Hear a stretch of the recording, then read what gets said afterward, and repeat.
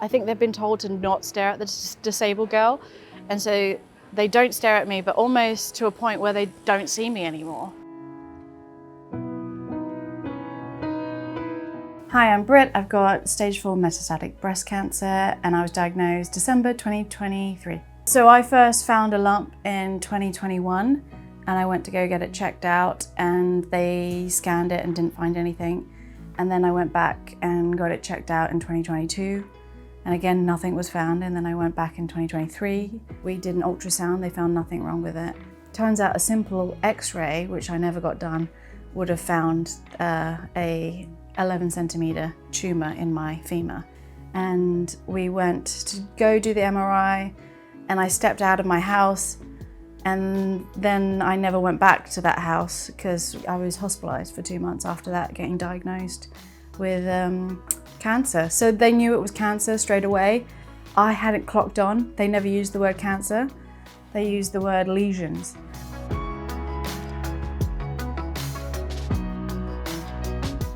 I was told I wasn't allowed to put any weight on my leg because if I did, it would crumble. The leg was like, the bone was completely unstable by that point. I think at the 11th of December, that's when I was officially diagnosed with breast cancer. And it had spread to not just my femur, but I had quite big ones in my pelvis, all up my spine and in my ribs, but the spine and ribs were quite small. And then obviously a very small tumour in my breast, actually, annoyingly, because I think if it was any bigger, we would have definitely found it sooner, because I was quite vigilant with getting it checked.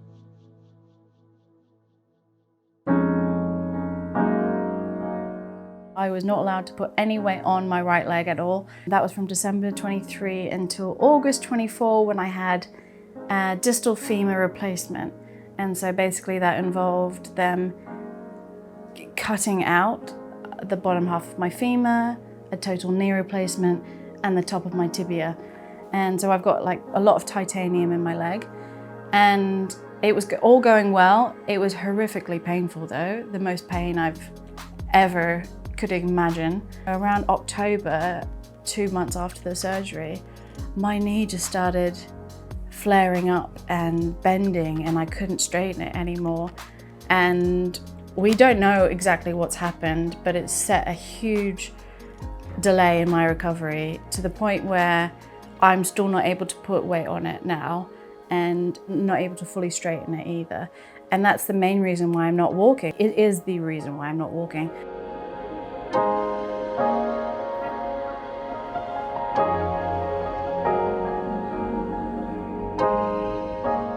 My aim is to strengthen and straighten this leg, and I do that with I get my slip mat out, and you know, I've improved a lot since the surgery. Come on, Britt. Come on, make it look good for the camera. I don't know, make this look good. Over this way a little bit. Yeah, nice. And then you can come back into that like safer spot. I was just doing that, which used to be really hard, but now I can, as you can see, do it quite well now. So we just go, I'm showing off now because I couldn't do this before, so this is pretty good. And what the aim is to straighten this leg. That is not fully straight, which I have my measurement. I get officially measured at the physio, but I do it just to check it in. So it should be 0, but it's 25 degrees, which is, to show you, is about that. And that is the aim. We would have this, which I would use to straighten my leg out this way. I would use my Zimmer frame and I would stand up and stretch my leg backwards. So I'd tie it up and put it around my leg and then just focus about pushing my leg backwards like that. So engaging my quad.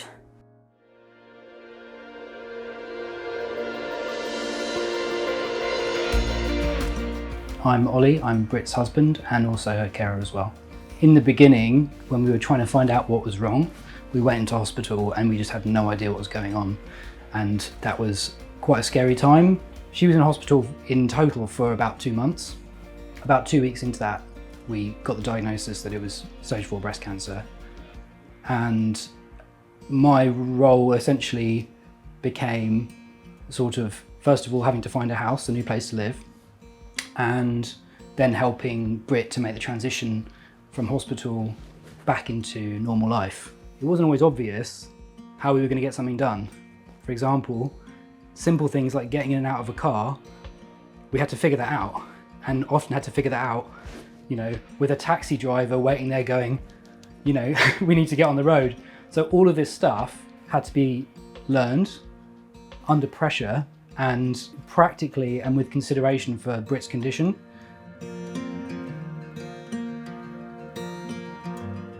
I'm just thinking about, you know, how much you really notice when you start pushing a wheelchair around, how difficult even the most basic journeys are. We obviously lived in this neighbourhood for years, but now that you're in a wheelchair, like every crack in the road, every tree root, every car that's parked on the pavement, Every line bike in the way. Pretty much majority of the tube stations aren't accessible, which is something that I didn't know until I was in a wheelchair.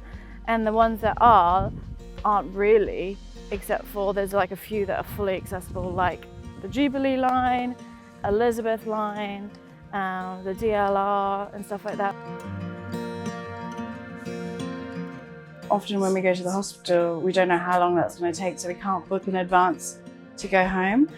So you show up to London Bridge or wherever, and then they have to ring our station and see if anyone's there.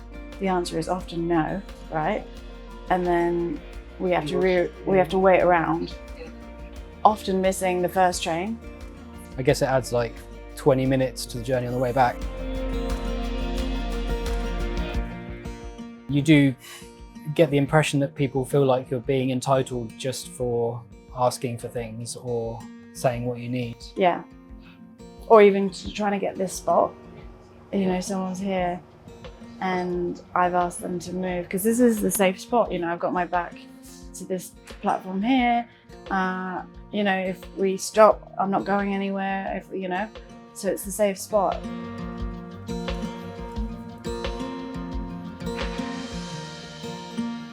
For the whole last year, I didn't want to go anywhere. You know, I only wanted to stay local. People would have to come to me. I just wanted to stay home. Like, it was enough just going to hospital, let alone going. We went into town last year, was it 3 or 4 times for the whole year? And bearing in mind when I was able-bodied before my cancer diagnosis, I would go into town 6 times a week, minimum. We had this life where we were going out 5-6 nights a week and going to comedy shows, doing all these different things, and then suddenly we're just worrying about getting around our flat, getting you over the front door.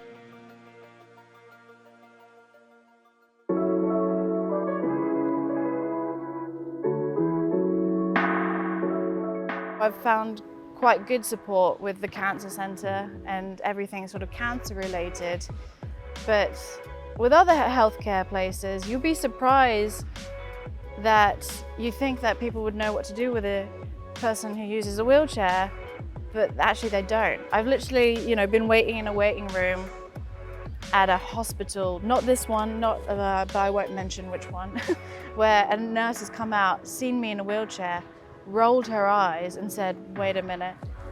And then, like I was a problem, do you know what I mean? Like, me being in a chair is a problem, and I've had that quite a few times. Every ward has its own culture, every department has its own culture, and I think that culture kind of can become ingrained over time. So in some wards there's a culture that's a bit more willing to give more time and attention to people's disabilities, but that's not always the case. No, I went into a room once I was about to get a procedure, and I was with a nurse, and she looked at me and she's like, so what's going on with this? And I was like, do you mean why am I in a wheelchair? Is that what you were asking? Like, it's such a weird way of asking that. You know, because they didn't know why I was in a wheelchair, you know? As soon as we get to the cancer centre, I'm like, this is where I should be. Do you know what I mean? This is like, I know a lot of people probably traumatised from the cancer centre, but I feel like they they're keeping me alive. They're looking after me. That's where that's my people.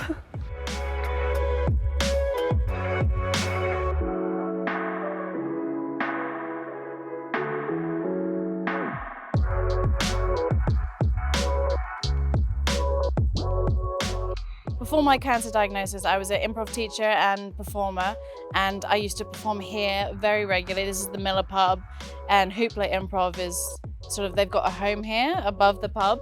There's a theatre, and I was a full-time teacher basically, and I'd teach adults to do improv, and from all over the world they'd come, and it was really rewarding. I really loved that job. I love you. What? This is going too fast. No! I don't think it's right. Don't stop this train!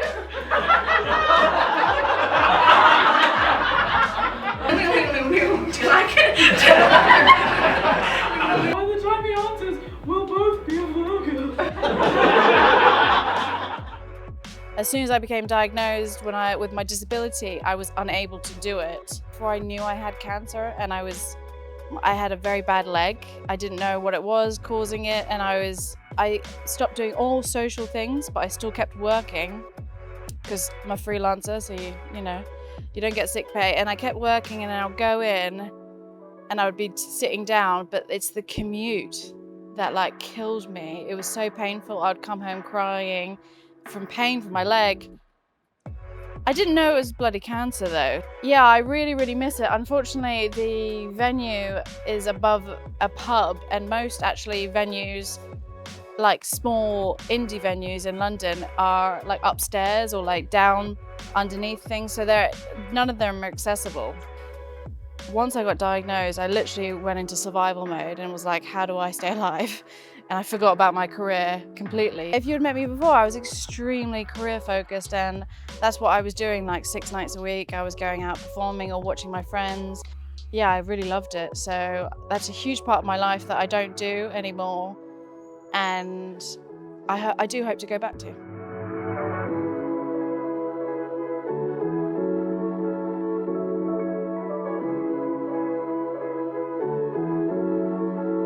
They see my disability before they see me. I think they've been told to not stare at the disabled girl, and so they don't stare at me, but almost to a point where they don't see me anymore. So I have a bell because I use it like a car horn to make them aware that I'm here, so they don't walk into me. Because especially before my surgery, my knee was so fragile. If someone walked into me and hit it, they could have break the bone really quickly. I have to sit like this to make people, and I do direct eye contact, even though people are literally like, they'll be like trying to really do anything but look at me. Also, you're often the odd one out, like as you said, in the like today in the clinic, you were in a very small minority of people who are in wheelchairs. You're in a minority by being a very young person with cancer and by being disabled. And then I'm hearing women who are, twice my age talk about their cancer and them doing chemo, and they're only at stage 2 and they're able-bodied, and when I'm here, stage 4 and disabled, like it hits harder sometimes. It's sort of like, you don't want to, the difference is shocking. That's got me emotional.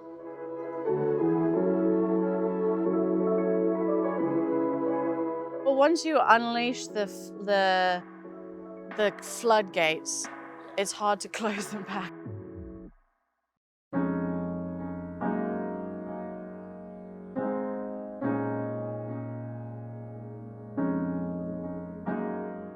We've had some incredible support, which we've needed. We've needed all the help. This is something that actually my nurse told me at the beginning. She said, if anyone offers to help, accept it. You don't know whether you're going to use it or not, but just accept it.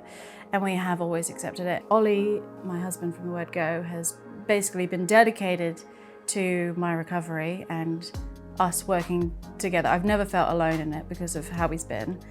And my family have been there, my mum and my sister.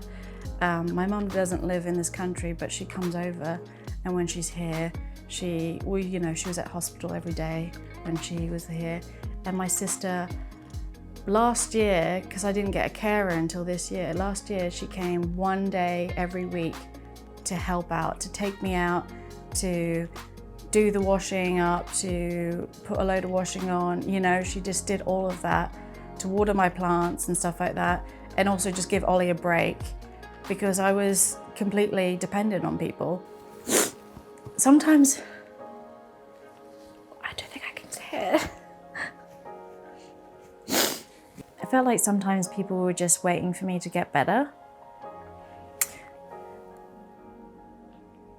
And with stage 4 cancer, that doesn't happen.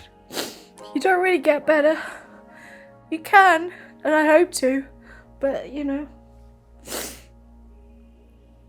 it doesn't always go that way.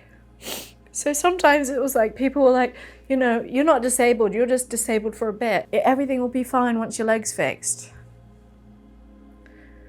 And it's, you know, I wish that was the case, but I still have incurable cancer. So it doesn't really get, you know, that's something I'm gonna have to always live with. You know, I don't really want the people I love to come round and us just like be sad, because I want to enjoy my life.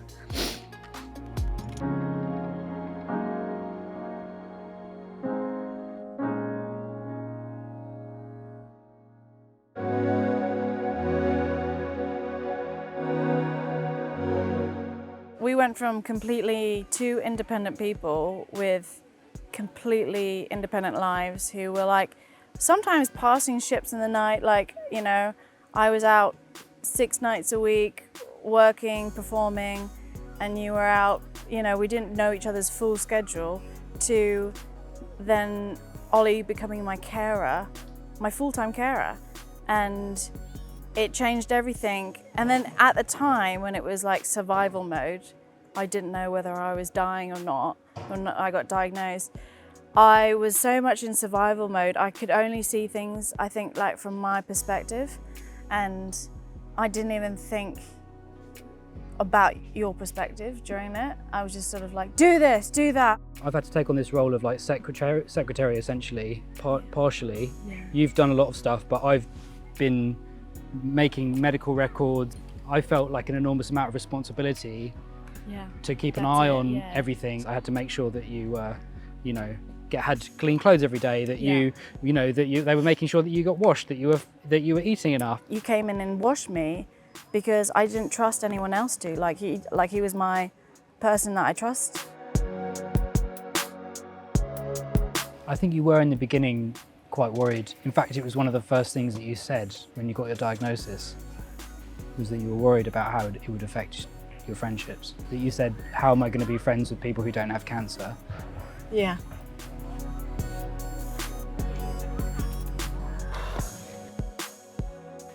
I just think, don't take it personal, because that's about them and that's not you. That's like them not being able to handle the situation.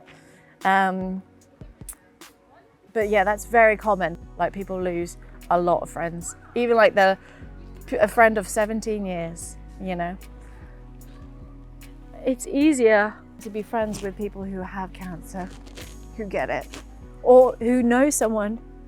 One of my best friends, you know, weirdly, her father died of a brain cancer. The same brain cancer that my dad got a year after her dad died. So strange. And just, you know, people who've had cancer in their life understand it more.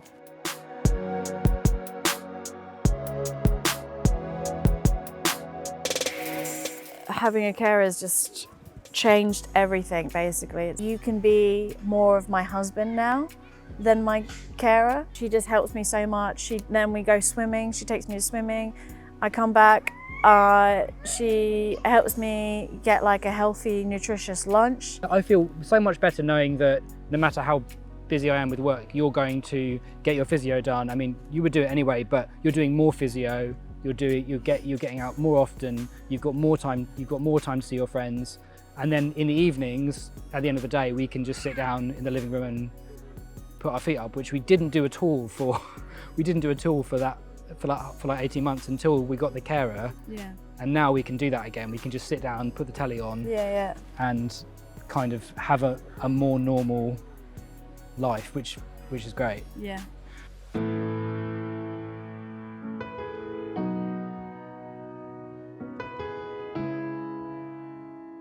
I have been doing therapy basically before I got diagnosed, so I was lucky to have that already set up, and I have carried on with that, and that's helped so much with me coping. I think also trying to get any routine has really helped me. When I was just sick and stuck at home, that was not good for me. Like having a routine, seeing people, going out to the park. I'm a very creative person and I've gotten really into makeup, and that's my creative outlet at the moment, and I'm loving it. And that just, you know, I'm not able to work at the moment, but that just feels like so satisfying for me creatively. So that's really helped. So the advice I would give for someone who's going through anything similar, or cancer or something like that, is you have to be your own advocate. If someone says no to you, approach someone else, because a lot of people are going to say no to you for things that you need. I've been told no several times for care. I now have care. You know, it is possible. Even in hospital, people are overworked and things can slip through the cracks. Don't let that come at a cost of your health or your mental health. The other advice I'd give is make sure when people are trying to help you that you will let them. Take as much help as you can. If people are willing to help, accept that help. But also know that people are going to show up in their own way, and they're having to deal with your issue too, which is something that I learned later on, because I was just thinking of what was happening to me, and I was like, actually it's happening to them too, and to have a little compassion for them. At the moment, what I'm focusing on is mainly my leg, is recovering my leg. I want to walk again, that is my aim, and I believe I will. So I'm doing that through strengthening my leg, swimming, gym, physio, stretches. Unfortunately, my cancer's progressed, and I'm changing treatments at the moment. I'm not sure which treatment I'm going on next, but you know, my health is something that I've completely focused on.